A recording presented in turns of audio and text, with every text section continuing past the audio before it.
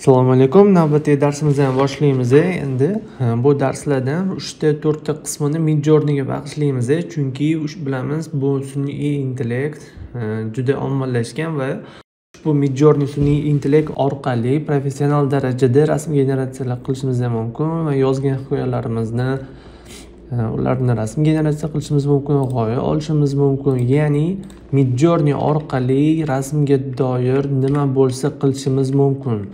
To'g'ri, rostdan 3 ta darslik kamlik qilishi mumkin. Agar masalan ko'proq yana chuqurroq o'rganamiz desalaringiz, Midjourneyni yana bir 5-6 qism qilib aniq va tushunarli tarzda tushuntiramiz.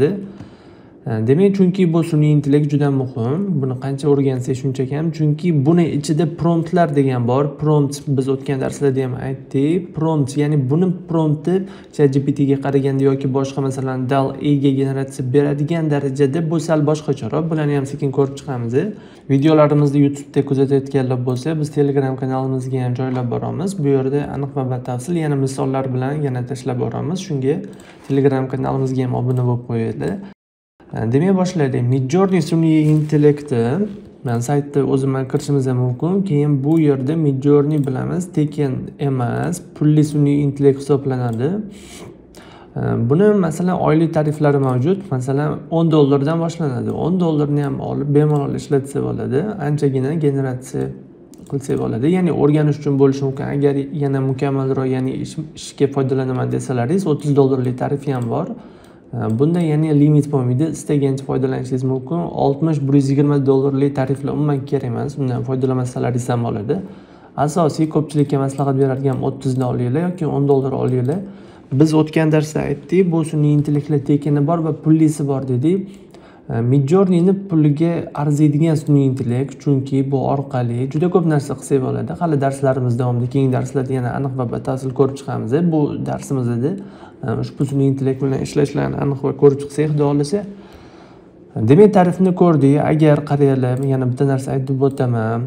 $30 masalan tarifni olmoqchisizlar, lekin sal qimmatli qilsa buni 2-3 ta odam olsa bo'ladi. Ya'ni bitta Google akkaunt ochiladi. Google akkaunt ochilgandan keyin o'rtalikda tanishlaringiz bilan yoki sheringiz bilan qo'rsangiz bo'ladi. Bitta vaqtda o'zida 2-3 ta odam bemalol ishlatsa bo'ladi. 3 ta odam olsa masalan $10 dan tushadi. Netflixni ham bilsangiz, Netflix ham shunaqa. $25, $30 tarifi bo'lsa, 4-5 ta odam bemalol foydalansa bo'ladi. Shu Google akkaunt qilib olib. Demak, biz kirganimizda mana tepada ko'rishimiz mumkin. What will you imagine deydi. What will you imagine deydi. Bu nimani tasavvur qilasan deyapti. Endi shu yerga yozamiz. Uzbekistan nature deymiz, ya'ni O'zbekiston tabiati. Keyin qaranglar, mana bu nastroyka mana bu yerda bossak, biz bu yerda nastroykalar chiqadi. Image size degan birinchisi bu rasmni razmeri, ya'ni uni o'lchami. Hozir square da turibdi, ya'ni 1:1 kvadrat shakl deymiz. Keyin men qaranglar, buni yurgizsak, ham razmeri o'zgaradi. Agar biz buni YouTube yoki bir telefonda yoki bir albomni ko'rmoqchi bo'lsak yoki kompyuterda ko'rmoqchi bo'lsak, 16 ga 9 qilamiz. 2 ga 1 bu 21 ga 9 bo'ladi. Shunga bu shart emas ko'pincha. Eng ko'p foydalanadiganimiz 1 ga 1, keyin esa 16 ga 9 hisoblanadi va telefon format, Instagram formatimiz asosan telefon formati uchun biz 9 ga 16 razmer ishlatamiz. Hozir kelinglar, masalan 16 ga 9 bo'ladi. Bosamiz deb, bitta vaqtda o'zida 2 ta 3 ta qilsak bo'ladi rasm.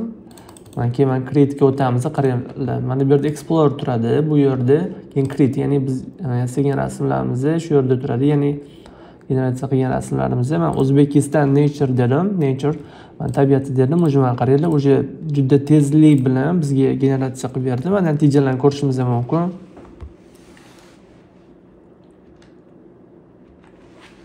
Kecha biz masalan DALL-E sun'iy intellektini ko'rdik. DALL-E bundaqa darajada qilib bermaydi. U asosan grafika, ya'ni animatsion narsalarga generatsiya rasm uchun juda mos keladi. Shuning uchun Midjourneyda biz ancha realroq narsa chiqarsak bo'ladi.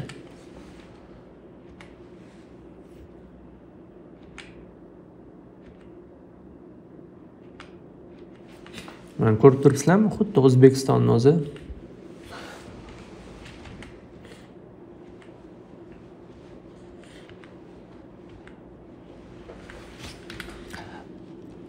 Keyin bu yerda masalan edit bor. Bizga edit kerak emas. Buning uchun bizga yillik podpiska bo'lishi kerak. Edit bo'limida mana shu yasagan rasmimiz, generatsiya qilgan rasmimizni o'zgartirsak bo'ladi. Bu joyini belgilaymizda, buni stilni o'zgartirib ber deyishimiz mumkin yoki men gumbaz bor, gumbazning rangini o'zgartir deyishimiz mumkin. Bu kerak emas. Bizga personalize ham kerak bo'lmaydi. Bu ya'ni biror bir stil bor-ku. Qaranglar, mana shu stil multfilmning stilini oladi. Keyin multfilmning stilini olgandan keyin biz prompt yozsak, faqat mana shu stil bo'yicha yozib beradi. Bo'pti, kelinglar, buni ham xudo xohlasa keyingi darslarda bir aniq ko'rib chiqamiz. Chunki oramizda qisqa roliklar yoki ya'ni multfilmlar yasaydiganlar ham bo'lishi mumkin. Buni ham hali darsimiz davomida bir ko'rib chiqamiz. Mana bu yerda organize bo'ladi, ya'ni ko'rishimiz mumkin, ya'ni nimalar generatsiya qilganmiz.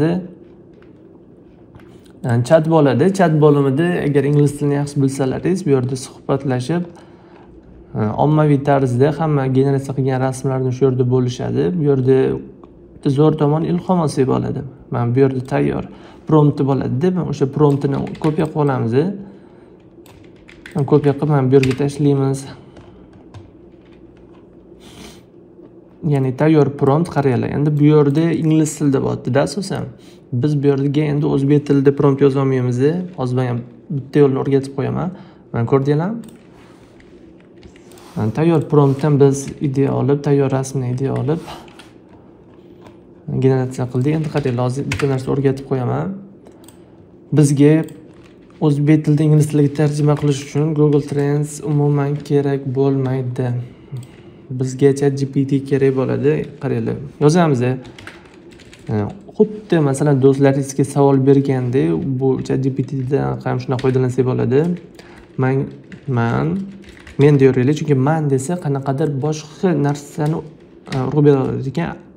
Men Midjourney sun'iy intellektida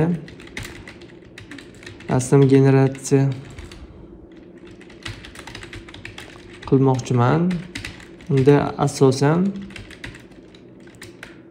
Netflix stilda va juda real bo'lishi kerak. Shunga 10 ta sahnaga prompt yoz. Unda bola qahramon shaharni qutqarmoqda deymizda, keyin oxiriga ingliz tilida deb qo'ysak, bizga prompt yozib beradi. 10 ta deganim, endi qaranglar, 10 xil prompt ko'rsak bo'ladi. Birinchisi tayyor bo'ldi. Men ko'rdinglarmi, hech narsa yozib o'tirmadi yoki tarjima qilib o'tirmadi. Keyin o'tamiz Explore'ga, yana tashlaymiz. Yana 2 marta bosdim.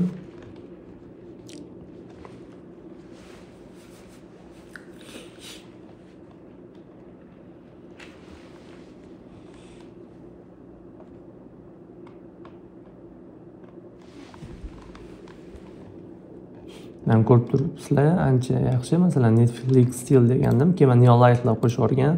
Har xil promptlar bor bu yerda.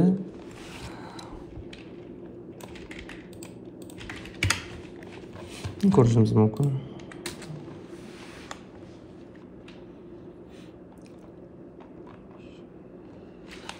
Men bunisi ancha zo'r chiqdi lekin. Men shaharni qutqarmoqda degandek. Natijalarni ko'rib turibsizlar. Keyin qaranglar, hozir yana bitta narsani o'rgatib o'tmoqchiman. Mana bu yerda search degan bor-da. Bu qidirish, masalan, Netflix stil deymiz.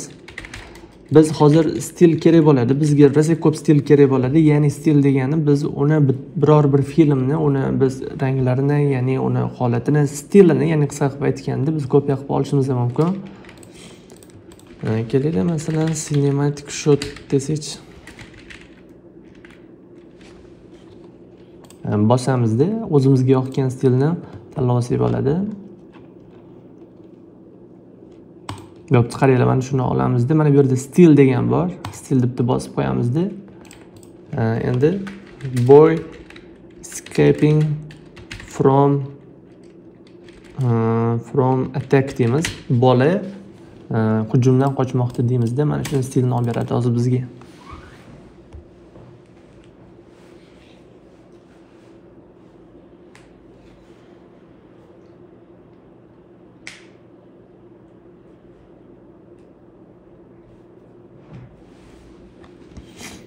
Ko'rdinglarmi?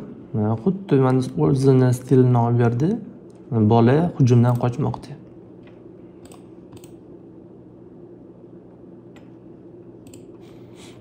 Demak, tushunarli bo'ldi degan umiddaman. Xudo xolasa bu Midjourney biz ancha to'liq qilib o'rganamiz. Shunga hozir birinchi qismi darsimiz shu yerda tugaydi. Keyingi darslarda ko'rishguncha omon bo'linglar.